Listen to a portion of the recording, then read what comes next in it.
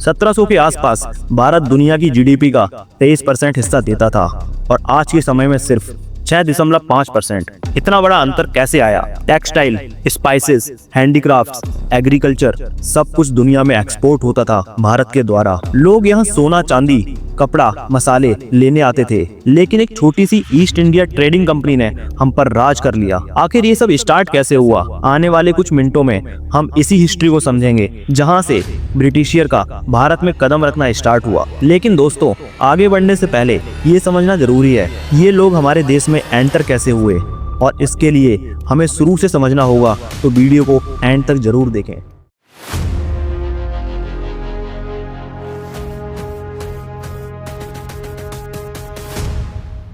1600 के आसपास इंग्लैंड में कुछ रिच मर्चेंट्स जो एशिया के साथ ट्रेडिंग करना चाहते थे। पुर्तगाल और स्पेन तब तक एशिया में अपनी मोनोपोली बना चुके थे, पर इंग्लैंड के पास कोई ऑफिशियल ट्रेडिंग रूट नहीं था। इसलिए 31 दिसंबर 1600 को क्वीन एलिजाबेथ ने एक रॉयल चार्टर साइन किया।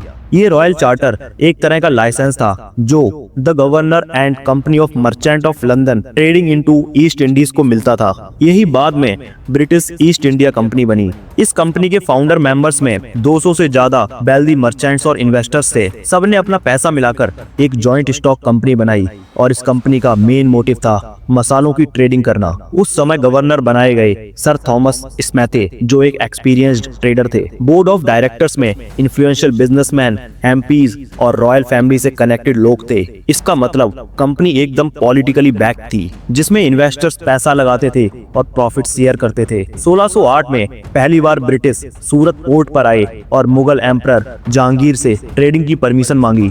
परमिशन मिल गई, पर उस टाइम पर ब्रिटिशर बस व्यापारी थे, उनके पास कोई पॉलिटिकल पावर नहीं थी।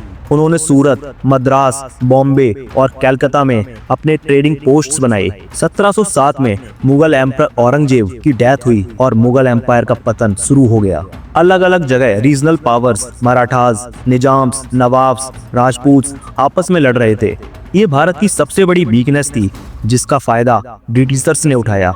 1757 में हुआ बैटल ऑफ प्लासी, बंगाल के नवाब सिराजुद्दौला और ईस्ट इंडिया कंपनी के बीच, और यहाँ से अंग्रेजों के पास पावर आनी स्टार्ट होती है। ईस्ट इंडिया कंपनी के ऑफिसर रॉबर्ट क्लाइव ने सिराजुद्दौला के आर्मी कमांडर मीर जाफर को लालच देके अपनी तरफ कर लिया। इस लड़ाई में सिराजुद्दौला हार गए और बंगाल अंग्रेजों के कंट्रोल में चला गया। बंगाल उस समय भारत का सबसे रिच स्टेट था और बंगाल का कंट्रोल मिलते ही ब्रिटिशर्स के पास पैसा, रिसोर्सेस और पॉलिटिकल पावर आ गई। 1764 में बैटल ऑफ बक्सर हुई, जिसमें ब्रिटिश ने Mughal emperor Shah Alam, Nawab of Awadh और नवाब ऑफ बंगाल को हरा दिया। इस जीत के बाद उन्हें दीवानी राइट्स मिल गए, मतलब बंगाल, बिहार, उड़ीसा का टैक्स कलेक्ट करने का अधिकार। अब अंग्रेज सिर्फ ट्रेडर्स नहीं बल्कि रूलर्स बन गए थे।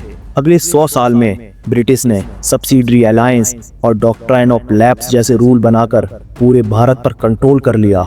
सब्सिडरी अलायंस में राजाओं को कहा जाता था, ब्रिटिश आर्मी तुम्हें प्रोटेक्शन देगी, पर उनका खर्चा तुम उठाओ। अगर खर्चा नहीं उठाया तो तुम्हारा राज्य हमारे कब्जे में चला जाएगा। डॉक्ट्राइन ऑफ लैप्स कहता था, अगर किसी राजा का जैविक उत्तराधिकारी नहीं है तो उसका राज्य ऑटोमेटिकली अंग्रेजों के पास चला जाएगा। इस तरह सतारा, झांसी, नागपुर, अवध जैसे कई राज्य ब्रिटिशर्स के हाथ लग गए। 1857 में फाइनली बगावत हुई, first war of independence. Reason था ब्रिटिश पॉलिसीज, हाई टैक्सेस, देसी इंडस्ट्रीज का कोलैप्स और कार्टेजेस में काऊ और पिग का फैट यूज। मंगल पांडे, रानी लक्ष्मीबाई, तात्या तोपे, बहादुर शाह जफर जैसे लीडर्स ने ब्रिटिश के खिलाफ लड़ाई की, लेकिन कोऑर्डिनेशन की कमी, रिसोर्सेज की कमी और ब्रिटिश मिलिट्री पावर की वजह से रिवॉल्ट फेल हो गया। 1858 में ब्रिटिश क्राउन ने ईस्ट इंडिया कंपनी से डायरेक्ट कंट्रोल ले लिया और ब्रिटिश राज स्टार्ट हुआ। इसके बाद अगले 90 सालों तक ब्रिटिशर्स भारत को लूटते रहे। रॉ मटेरियल यहाँ से ले जाते, फिनिश गुड्स यहाँ आके बेचते।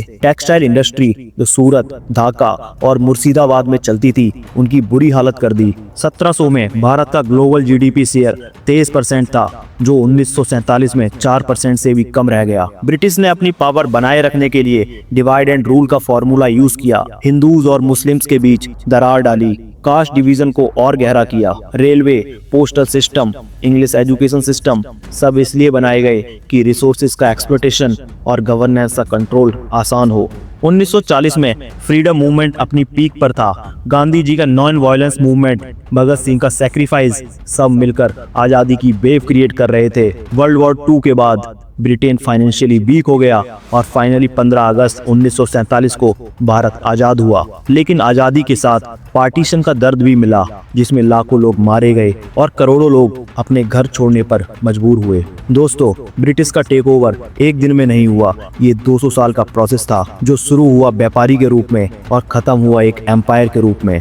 इसका सबसे बड़ा लेसन ये है, जब हम डिवाइड होते हैं तो बाहर से कोई भी आकर हम पर राज कर सकता है। अगर आपको लगता है ये हिस्ट्री सिर्फ पास्ट का हिस्सा है, तो आप गलत हो, क्योंकि इसके इफेक्ट्स आज भी हमारी इकोनॉमी, लीगल सिस्टम और गवर्नेंस में दिखते हैं। तो दोस्तों, सोचिए हमने हिस्ट्री से क्या सीखा और क्या हम अपने फ्यूचर में फिर से ऐसी गलती दोहराएंगे। अगर वीडियो पसंद आया हो तो लाइक करें, अपने दोस्तों के साथ शेयर करें और कमेंट में बताएं कि आपके स्कूल ने ब्रिटिशर्स कॉलोनाइजेशन का असली सच डिटेल में बताया था। मिलते हैं अगले वीडियो में, तब तक के लिए जय हिंद।